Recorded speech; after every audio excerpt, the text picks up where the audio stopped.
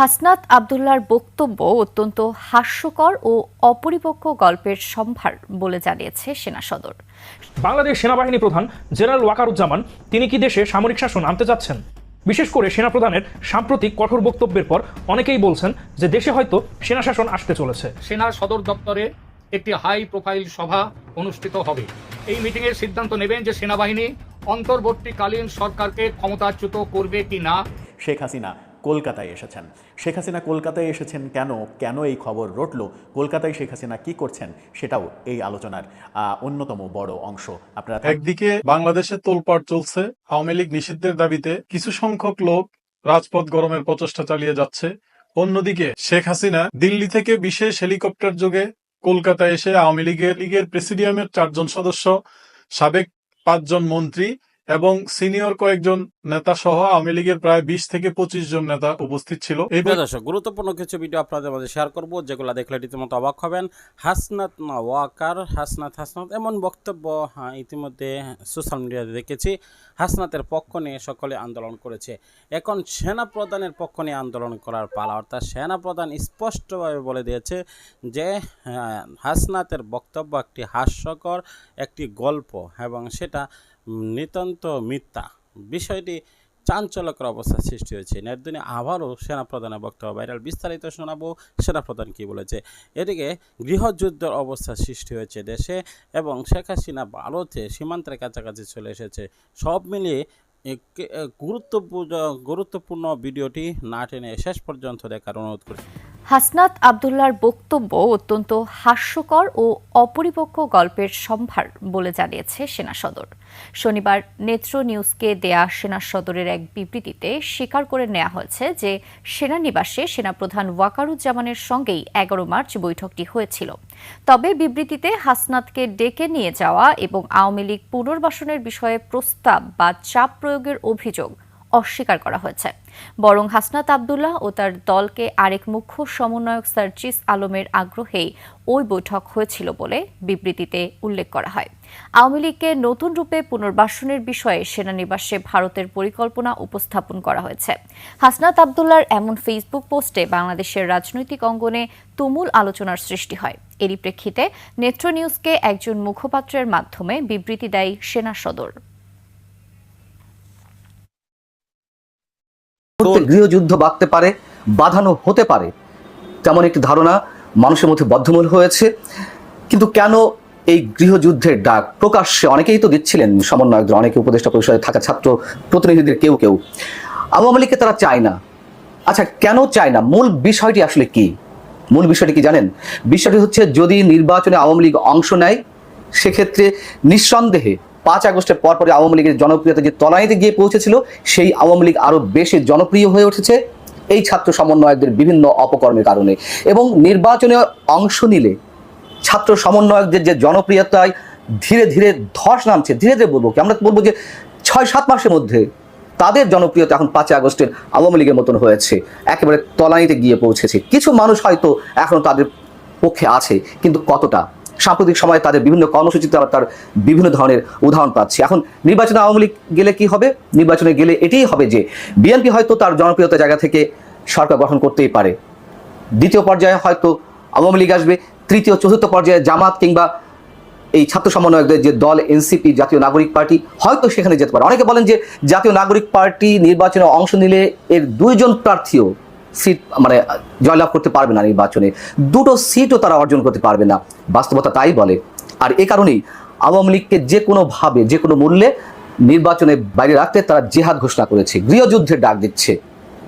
আচ্ছা, ধরে নিলাম যে যুক্তরাষ্ট্র আওয়ামী লীগের পক্ষ নিচ্ছে না, ভারত আওয়ামী লীগের পক্ষ নিচ্ছে না, তুলসী গ্যাবার্ড আওয়ামী লীগকে বাঁচানোর জন্য কোনো প্রকার চেষ্টা করছে না, তারপরেও কি আওয়ামী লীগকে নিষিদ্ধ করা সম্ভব? কোনোভাবেই সম্ভব। আমরা যদি আওয়ামী লীগের রাজনীতির কথায় ধরি, আওয়ামী লীগের 15.5 বছর 16 বছর তো আমরা দেখেছি কিভাবে বিএনপি জামাতের রাজনীতিকে একেবারে অবদমিত করে রাখার চেষ্টা করছিল।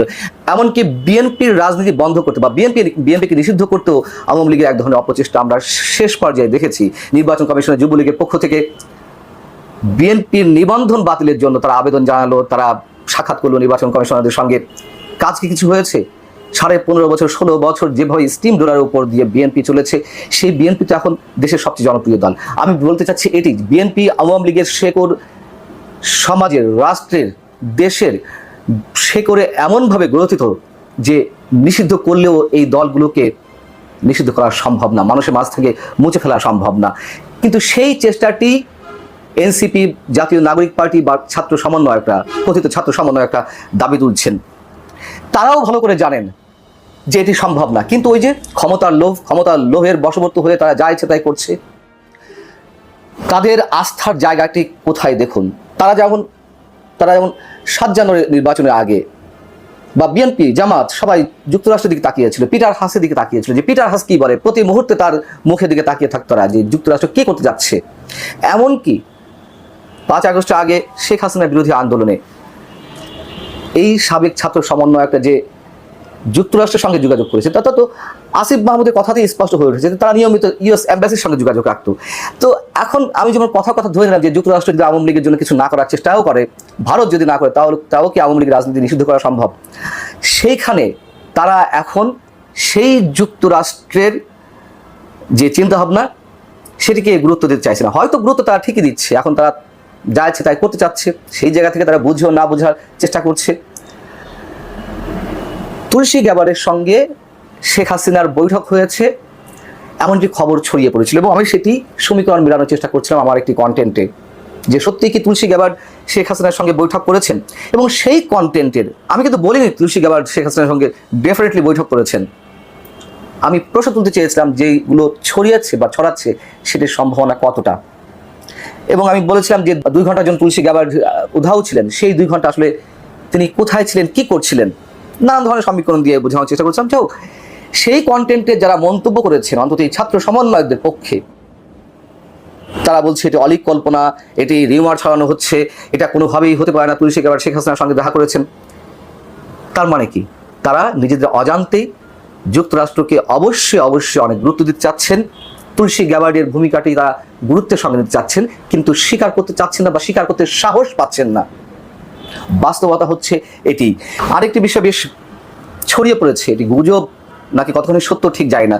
শোনা যাচ্ছে যে শেখ হাসিনা কলকাতায় এসেছেন, তিনি দিল্লি থেকে কেন কলকাতায় আসবেন, এর পক্ষে যুক্তি কি থাকতে পারে? অনেকে বলবেন যে বাংলাদেশ সীমান্তের কাছাকাছি চলে আসছেন, তিনি যে কোনো সময় বাংলাদেশে ঢুকে পড়তে পারবেন। বাংলাদেশে ঢোকার জন্য তো দিল্লি থেকে সরাসরি ফ্লাইট রয়েছে, হেলিকপ্টার রয়েছে, তো এর জন্য কলকাতায় এসে প্রস্তুতি নেওয়ার কি দরকার, এটা আমি জানি না, আমার বোধগম্য নয়। তবে এরকম একটি খবর ছড়িয়ে পড়েছে যে তিনি কলকাতায় এসে অবস্থান নিয়েছেন। আসলে বিষয়টি কি আমি নিশ্চিত নই। আওয়ামী লীগকে বাইরে রেখে জাতীয় নাগরিক পার্টি কিংবা সরকারের 2 উপদেষ্টা আসিফ মাহমুদ, মাহফুজ আলম কিংবা অন্যান্য সমন্বয়করা যেই দাবি তুলেছেন, তারা কি এটুকু বুঝতে পারছেন যে তাদের প্রতি সমর্থন কতটা আছে আগের মতন? নিশ্চয়ই তারা এটুকু অনুধাবন করতে পারছেন। আর এই কারণেই তারা এর মধ্যে অনেক ধরনের কর্মসূচির ডাক দিলেও তারা সেটি সফল করতে পারেননি অথবা সাহস করেননি। যুদ্ধ অপরাধ প্রসঙ্গে নাহিদ ইসলামের যে বক্তব্য, যদি সেটিকে সামনে এনে প্রশ্ন করি, আওয়ামী লীগের বিরুদ্ধে গণহত্যা। প্রিয় দর্শক, সম্পূর্ণ ভিডিওটি দেখলেন, বুঝতে পেরেছেন ভিডিওটি গুরুত্বপূর্ণ। হাসনাত না ওয়াকার, ওয়াকার ওয়াকার, এখন এই স্লোগানে দিতে হবে।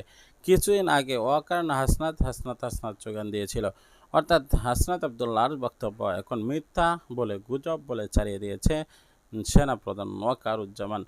সেনাপ্রধান বলেছেন যে মিটিং হয়েছিল, কিন্তু সেখানে আওয়ামী লীগের কোনো নাম উল্লেখ করা হয়নি, আওয়ামী লীগকে পুনর্বাসিত করার চেষ্টা সেখানে করা হয়নি, কথা সেটা উত্তোলন করা হয়নি। তাহলে মিটিংটি হয়েছিল সেটা সত্য। তাহলে বুঝতে পেরেছেন সেনাপ্রধান কি এখানে কোনো চাল চালছেন, অর্থাৎ সেখানের তো মিটিংয়ে কী কথা হয়েছে সেটা রেকর্ডেড নয়, আর মিটিং যে হয়েছিল সেটা তো অনেক সিসিটিভি ফুটেজে প্রকাশিত হবে। তাহলে কি সেজন্য মিটিং হওয়ার কথা স্বীকার করেছেন আর বক্তব্যের কথা অস্বীকার করেছেন? কে সত্য বলছেন? আপনার কি মনে হয়? কমেন্টস বক্সে জানান আপনার মতামত। পরবর্তী ভিডিও পাওয়ার জন্য সাবস্ক্রাইব করে দিন। দেখা হচ্ছে পরবর্তী ভিডিওতে। ভালো থাকুন, সুস্থ থাকুন। আসসালামু আলাইকুম রহমতুল্লাহি ওয়া বারাকাতুহু।